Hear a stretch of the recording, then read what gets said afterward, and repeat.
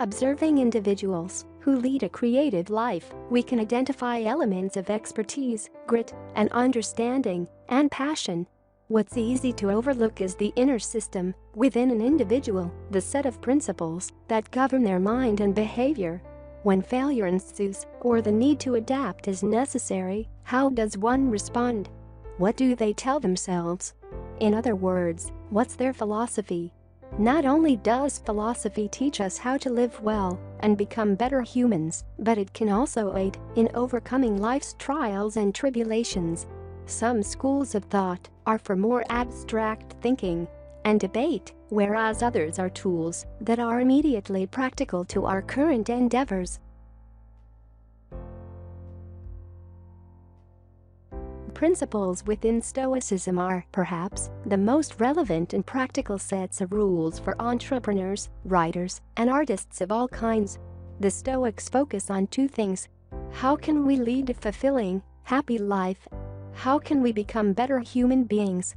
The goal of Stoicism is to attain inner peace by overcoming adversity, practicing self-control, being conscious of our impulses, realizing our ephemeral nature, and the short time allotted. These were all meditative practices that helped them live with their nature and not against it. It's important that we understand the obstacles that we face and not run from them. It's vital that we learn to transmute them into fuel to feed our fire. Our guides to Stoicism today will be its three renowned leaders: Epictatus, Marcus Aurelius, and Seneca.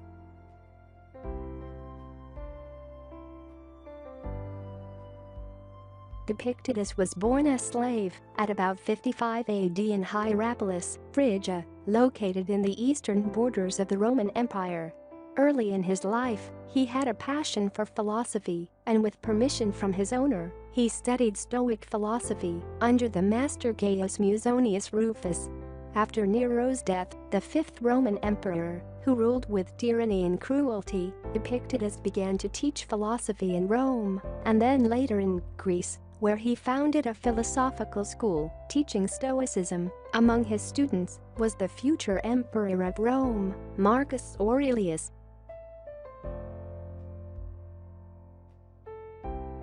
Marcus Aurelius was born in 121 AD, considered one of the greatest Roman emperors to have ever lived, and wrote in his journal during the dull moments of a war campaign.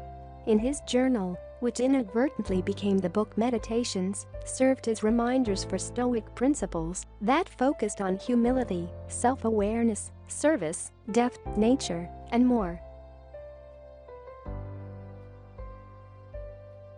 Seneca was also a Roman Stoic philosopher, statesman, a tutor, and advisor to Nero. His work involves dozens of essays and 124 letters that involve topics like education, friendship, civil duty, moral obligation, humility, self-awareness, self-denial, and more. He had many admirers like Montaigne, Tom Wolfe, Emerson, and John Stuart Mill.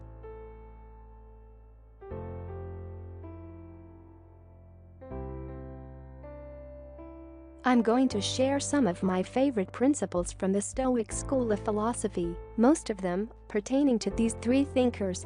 If embraced and exercised regularly, Stoic tenets will champion your creativity, facilitate your workflow, and improve your overall state of mind and life. Creative work requires us to be vulnerable, committed, adaptive, and courageous, and that requires a mindset that can readily negate distractions or negative impulses while focusing our hearts and minds on what's important. It's a tough balancing act. Without a philosophy to guide our work and life, we will relentlessly succumb to our excuses and distractions. We will make the comfortable mistake of acting on our moods and not on our principles. Here are 9 principles to help you keep calm in chaos according to the Stoic philosophers.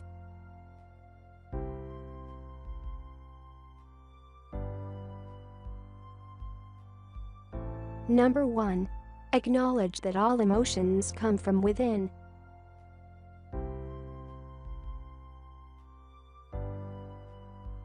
Marcus Aurelius wrote in his book Meditations, "Today I escaped anxiety."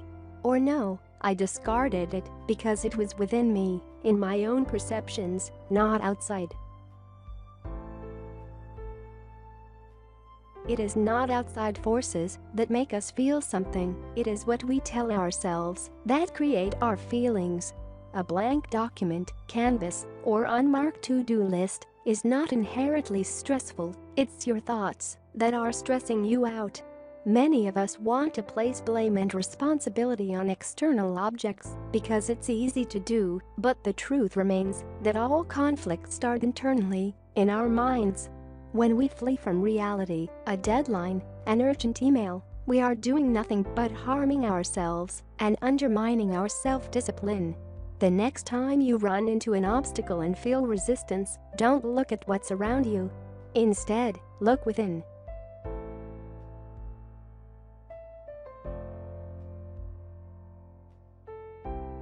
Number 2. Find someone you respect and use them to stay honest.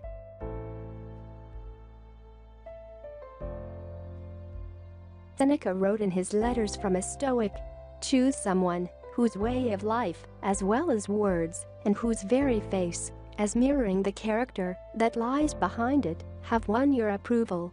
Be always pointing him out to yourself, either as your guardian or as your model." This is a need, in my view, for someone as a standard against which our characters can measure themselves. Without a ruler to do it against, you won't make the crooked straight.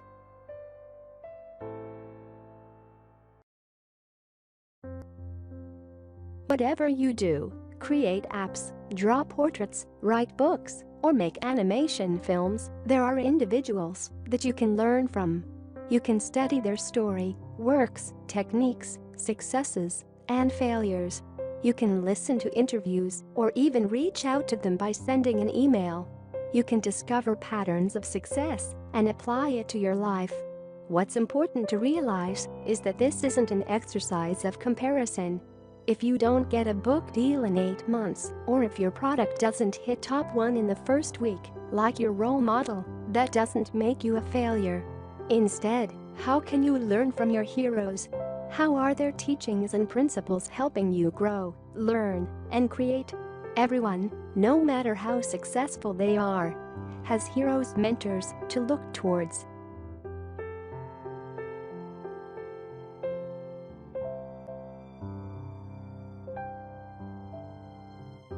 Number 3. Recognize there is life after failure.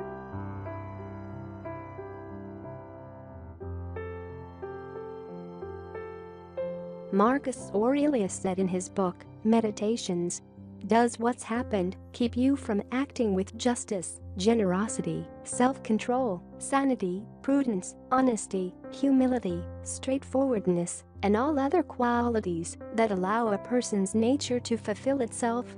So remember this principle: when something threatens to cause you pain, the thing itself was no misfortune at all. To endure it and prevail is great good fortune. In other words, no failure, no growth. Number 4. Read purposefully and apply your knowledge.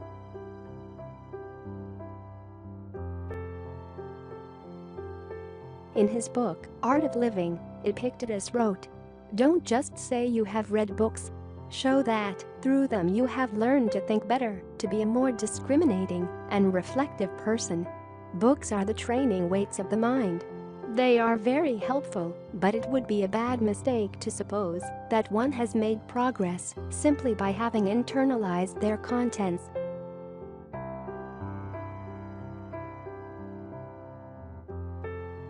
Reading books on marketing or business or creativity will supply endless dots that have potential for connection to develop a more in-depth awareness, but what will ultimately make you effective at that craft is by applying it. Reading prepares your mind, even helps you avoid foolish mistakes, but at the end of it all there must be the result of some action. A failure, maybe a success, or a lesson. The purpose of education is to internalize knowledge, but ultimately spark action and facilitate wiser decisions. Reading self-help books will, in that moment, make you feel inspired for a change. But are you following your principles when you have a troll, rude customer, or angry stranger in your face?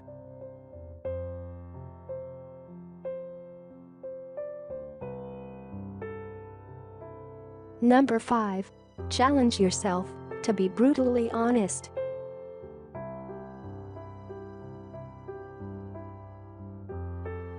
Seneca wrote in his Letters from a Stoic, "A consciousness of wrongdoing is the first step to salvation." This remark of Epictatus is for me a very good one. For a person who is not aware that he is doing anything wrong, has no desire to be put right. You have to catch yourself doing it before you can reform. Some people boast about their failings.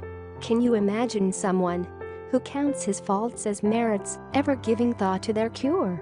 So, to the best of your ability, demonstrate your own guilt, conduct inquiries of your own into all the evidence against yourself. Play the first part of prosecutor, then of judge, and finally of pleader in mitigation. Be harsh with yourself at times.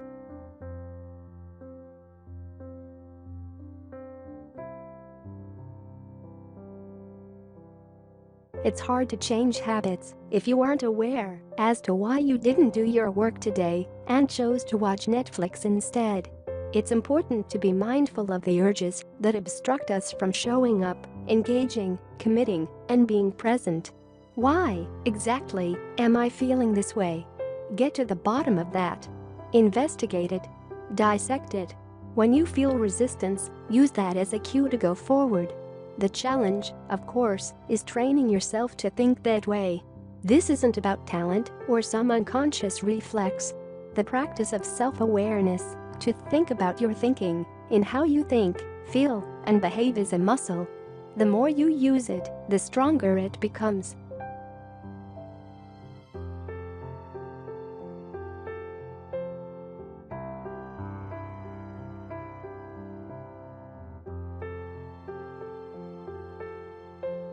Number 6. Reflect on what you spend the most time on.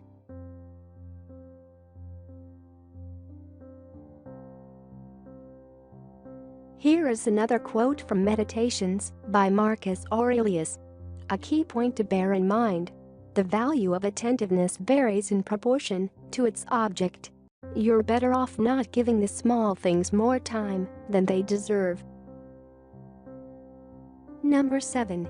Remind yourself you weren't meant to procrastinate.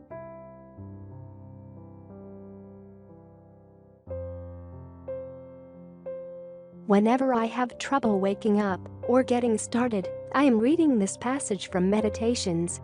At dawn, when you have trouble getting out of bed, tell yourself, "I have to go to work as a human being. What do I have to complain of if I'm going to do what I was born for, the things I was brought into the world to do? Or is this what I was created for? To huddle under the blankets and stay warm? But it's nicer here." So you were born to feel nice? Instead of doing things and experiencing them. Don't you see the plants, the birds, the ants, and spiders, and bees going about their individual tasks, putting the world in order as best they can? And you're not willing to do your job as a human being. Why aren't you running to do what your nature demands? But we have to sleep sometimes. Agreed. But nature set a limit on that, as it did on eating and drinking. And you're over the limit. You've had more than enough of that. But not of working. There you're still below your quota. You don't love yourself enough. Or you'd love your nature too, and what it demands of you. People who love what they do wear themselves down doing it. They even forget to wash or eat. Do you have less respect for your own nature than the engraver does for engraving, the dancer for dance, the miser for money, or the social climber for status? When they're really possessed by what they do, they'd rather stop eating and sleeping than give up practicing their arts.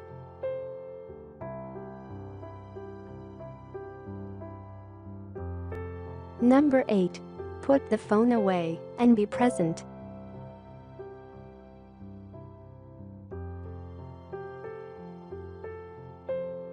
Another important quote from Seneca written in Letters from a Stoic: "Nothing, to my way of thinking, is a better proof of a well-ordered mind than a man's ability to stop just where he is and pass some time in his own company."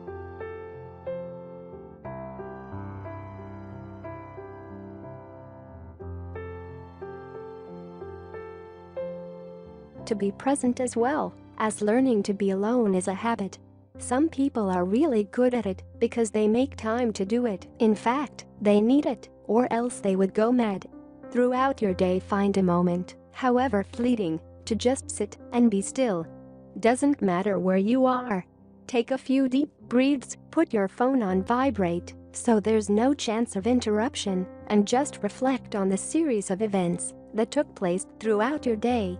When you're working, be ruthlessly present. Let your mind focus on the task at hand, what you're trying to accomplish, and do it with diligence, patience, attentiveness, and care.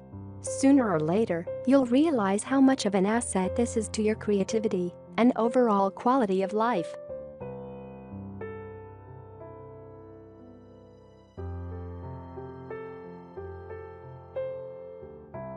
Number 9. Remind yourself that time is our most precious resource.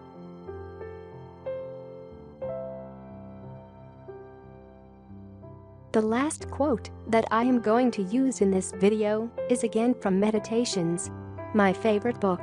Live a good life. If there are gods and they are just, then they will not care how devout you've been, but will welcome you based on the virtues you have lived by. If there are gods but unjust, then you should not want to worship them. If there are no gods, then you will be gone, but will have lived a noble life that will live on in the memories of your loved ones.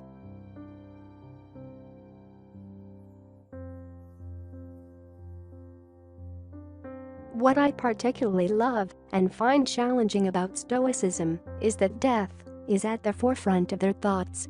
They realized the ephemeral nature of humans and how this is repeated in many facets of life. It provides a sense of urgency to realize that you've lived a certain number of hours, and the hours ahead of you are not guaranteed as the ones you have lived. When I think of this, I realize that every day truly is an opportunity to improve, not in a cliché kind of way, but to learn, to honestly appreciate what we are capable of achieving, and how we are very responsible for the quality of our lives. This makes our self-respect, work ethic, generosity, self-awareness, attention, and growth ever more important. The last thing any of us wants to do is die with regret, hence why following principles of Stoicism puts your life into perspective. It humbles you and should also deeply motivate you. Lastly, in the words of Seneca, I would say, we should hunt out the helpful pieces of teaching and the spirited and noble-minded sayings which are capable of immediate practical application, not far-fetched or archaic expressions or extravagant metaphors and figures of speech, and learn them so well that words become works. The way we lead our lives and do our work must embody the principles that we practice. Less comparing, criticizing, and consuming. More creating, learning, and living.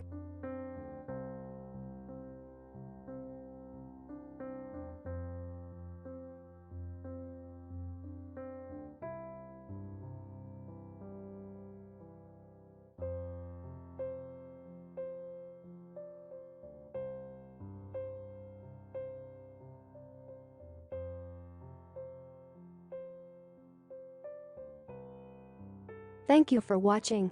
Please subscribe and click the notification button because we have more content coming your way.